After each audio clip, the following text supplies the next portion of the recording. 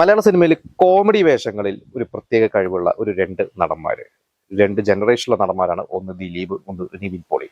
ഇവർ രണ്ടുപേരും തമ്മിൽ ഒരുപാട് സാമ്യതകളുണ്ട്. അപ്പൊ എനിക്ക് തോന്നിയ കുറച്ച് കാര്യങ്ങളാണ്. അതിൽ ഒരു സാമ്യത, ഇവർ രണ്ടുപേരും ആലുവക്കാര് തന്നെയാണ്.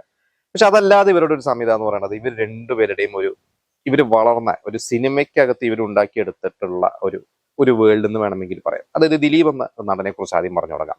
അദ്ദേഹം നമുക്കറിയാം, മിമിക്രി കലാകാരനായിരുന്നു. പിന്നീട് അസിസ്റ്റന്റ് ഡയറക്ടറായി. അതിന്റെ 92 എന്നൊരു വർഷം എന്നോട് ഇഷ്ടം കൂടാൻ വന്നൊരു സിനിമയിൽ ചെറിയൊരു വേഷം ചെയ്യുന്നു.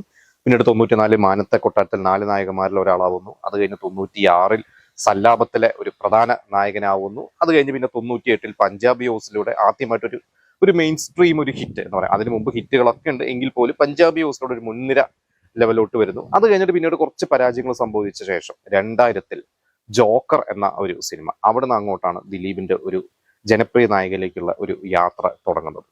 അപ്പൊ ജോക്കർ എന്നൊരു സിനിമ ആ ഒരു സെപ്റ്റംബർ അവസാനം, കുറച്ച് ഡിലേ ആയിട്ടാണ് ആ സിനിമ ഇറങ്ങുന്നത്. ലോഹിദാസിന്റെ ഒരു സിനിമയാണ്, പക്ഷെ അങ്ങനെ വലിയൊരു ഹൈപ്പ് ഒന്നും ഇല്ലായിരുന്നു. പക്ഷെ ആ ഒരു സിനിമ വന്ന ഒരു സ്ലീപ്പർ ഹിറ്റായി മാറി. നല്ല ഒപ്പീനിയൻ കിട്ടി. ദിലീപ് എന്ന നടന് നല്ല ഒപ്പീനിയൻ. കോമഡി മാത്രമല്ല, എല്ലാ റോൾസും ദിലീപിന് ചെയ്യാൻ പറ്റും, ഇമോഷൻസ് ചെയ്യാൻ പറ്റും എന്നുള്ള ദിലീപിനോടൊരു ഇഷ്ടം ആളുകൾക്ക് തോന്നി. ആ ഒരു സിനിമ അന്ന് തിയേറ്ററിൽ ഭയങ്കര ഒപ്പീനിയൻ കിട്ടിയ ശേഷം തൊട്ടടുത്ത മാസം നവംബർ മാസം ഡാർലിംഗ് എന്നൊരു സിനിമ തിയേറ്ററിലെത്തി. ഞാൻ ആ സിനിമ ആദ്യത്തെ ദിവസം കാണാൻ പോകുമ്പോൾ എൻ്റെ ഒരു എക്സ്പീരിയൻസ്, അതുവരെ ദിലീപ് എന്നൊരു നടനെ ആളുകൾക്ക് ഇഷ്ടമാണ്. പക്ഷെ അങ്ങനെ ഒരു വലിയൊരു സ്റ്റാറിനെ പോലെയൊന്നും അല്ല ആളുകൾ, ഓഡിയൻസ് വന്ന് കൈയടിക്കും, ബഹളം വിസിലടിക്കും ഒന്നും ഇല്ലായിരുന്നു. പക്ഷെ ഡാർലിംഗ് സിനിമ പടം തുടങ്ങി ആദ്യം വിനീതാണ്. ഒരു 20-25 മിനിറ്റ് വിനീതാണ്. പിന്നീട് വിനീത് ബാംഗ്ലൂരിലേക്ക് എത്തുന്നു, ബാംഗ്ലൂര് കാണിക്കുന്നു. അത് കഴിഞ്ഞാൽ ഡാർലിംഗ് എന്നുള്ള ആ ഒരു സോങ് കാണിക്കുമ്പോഴാണ്, ദിലീപിന്റെ ഒരു ഇൻട്രോ കാണിക്കുമ്പോൾ തിയേറ്ററിൽ ഒരു കൈയടിയുണ്ട്. തിയേറ്ററിൽ ഒരു 40% പേരുകൾ അന്ന് കൈയടിച്ചിട്ടുണ്ട്. ഞാനൊക്കെ കൈയടിച്ചിട്ടുണ്ട്. ഈ സിനിമ ഭയങ്കര ഹിറ്റ് ആവുന്നു. ദിലീപിന്റെ കോമഡി രംഗങ്ങൾക്കൊക്കെ കൈയടി കിട്ടുന്നു. അത് കഴിഞ്ഞിട്ട് ക്രിസ്മസിന് തെങ്കാശിപ്പട്ടണം 2000 ക്രിസ്മസിന് ഇറങ്ങിക്കഴിയുമ്പോൾ ആ സിനിമ ആദ്യം തുടങ്ങുമ്പോൾ നമുക്കറിയാം, ലാലും സുരേഷ് ഗോപിയൊക്കെയാണ്. ഇവരുടെ ഒരു മാസ് ഇൻട്രോ ഒക്കെ കഴിഞ്ഞ് ഒരു 10-15 മിനിറ്റ് ഒക്കെ കഴിഞ്ഞിട്ട് ദിലീപിനെ കാണിക്കുന്നുണ്ട്. ദിലീപ് ഒരു നാളികേരവും കയ്യിൽ പിടിച്ച് ഒരു ക്യൂല് നിൽക്കുന്ന ഒരു ശത്രു എന്ന ആ ഒരു കഥാപാത്രത്തിന്റെ ഇൻട്രോ കാണിക്കുമ്പോൾ തിയേറ്റർ മുഴുവനും കയ്യടിയായിരുന്നു. ആ ഒരു സിനിമ കണ്ടിറങ്ങിയപ്പോഴെല്ലാവരും പറഞ്ഞിരുന്നത് പടം ഗംഭീരമായിട്ടുണ്ട്, ദിലീപ് പൊളിച്ചിട്ടുണ്ട്. അത് തന്നെയായിരുന്നു ആ സിനിമയുടെ ഒപ്പീനിയൻ. ഞാൻ ആ സിനിമ തിയേറ്ററിൽ കാണാൻ പോകുമ്പോഴേക്കും 2ാം ദിവസം തുടങ്ങി ആ സിനിമ കാണാൻ പോകുന്നത്. പക്ഷെ അപ്പൊ തന്നെ ആദ്യത്തെ ഷോ ഒക്കെ കഴിഞ്ഞ് ഫസ്റ്റ് ഡേ ആൾക്കാർ പറഞ്ഞു ദിലീപ് തകർത്തിട്ടുണ്ട് എന്ന് പറഞ്ഞു. അങ്ങനെ ഈ ഒരു 3 സിനിമ ദിലീപിന്റെ കരിയറിൽ വലിയൊരു മാറ്റം. ഈ ജോക്കർ, ഡാർലിംഗ്, തെങ്കാശിപ്പട്ടണം. അതുവരെ ചെറിയ ചെറിയ പ്രതിഫലമൊക്കെ വാങ്ങിയിരുന്ന ദിലീപ് തെങ്കാശിപ്പട്ടണം കഴിഞ്ഞ് 10 ലക്ഷം രൂപ പ്രതിഫലം വാങ്ങാൻ, 10 ലക്ഷം രൂപയാണ് തെങ്കാശിപ്പട്ടണത്തോടുകൂടി ദിലീപിന്റെ പ്രതിഫലമാക്കിയതെന്നൊക്കെ അന്ന് ഒരുപാട് റിപ്പോർട്ടുകളൊക്കെ ഞാൻ പല മാഗസീൻസിൽ വായിച്ചിട്ടുണ്ട്.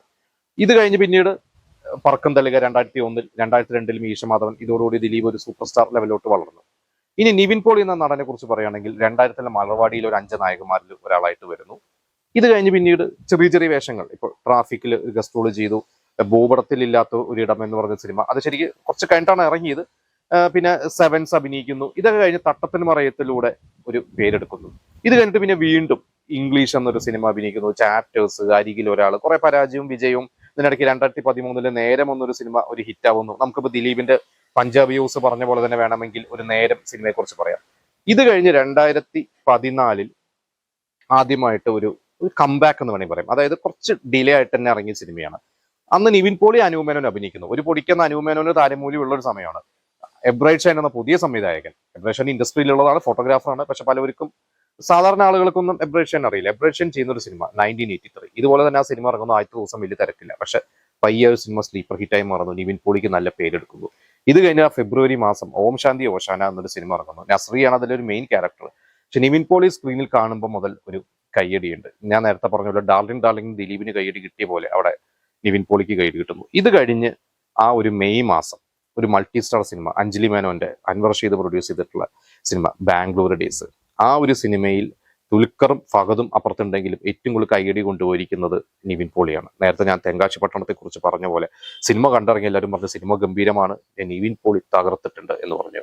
ആ വർഷം നിവിൻ പോളിക്ക് സ്റ്റേറ്റ് അവാർഡും കിട്ടി. സ്റ്റേറ്റ് അവാർഡ് എനിക്ക് തോന്നുന്നു 83 മാത്രമാണോ അതോ 83 ബാംഗ്ലൂർ ഡേയ്സും കൂടിയാണോ എന്നുള്ളത് എനിക്ക് കൃത്യമായിട്ട് ഓർമ്മയില്ല.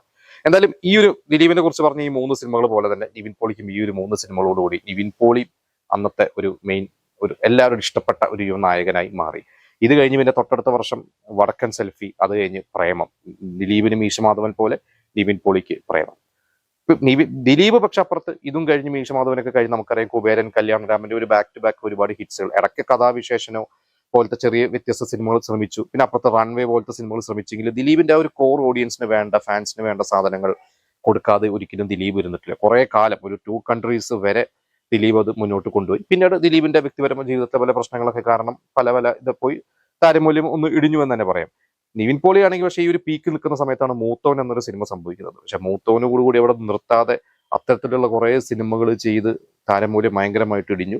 പിന്നെ നമുക്ക് സർവ്വമായയിലൂടെ നിവിൻ പോളി തിരിച്ചു വന്നു. അപ്പോൾ ഇവർ രണ്ടുപേരും കൂടിയുള്ള ഒരു സാമ്യത എന്ന് പറഞ്ഞാൽ ഇവരുടെ ഒരു സേഫ് സോൺ ഉണ്ട്. അത്തരത്തിലുള്ള ഒരു സിനിമകൾ ചെയ്തു കഴിഞ്ഞാൽ ഇവർക്ക് നിലനിൽക്കാൻ പറ്റുമെന്നുള്ളതാണ് എനിക്ക് തോന്നിയിട്ടുള്ളത്.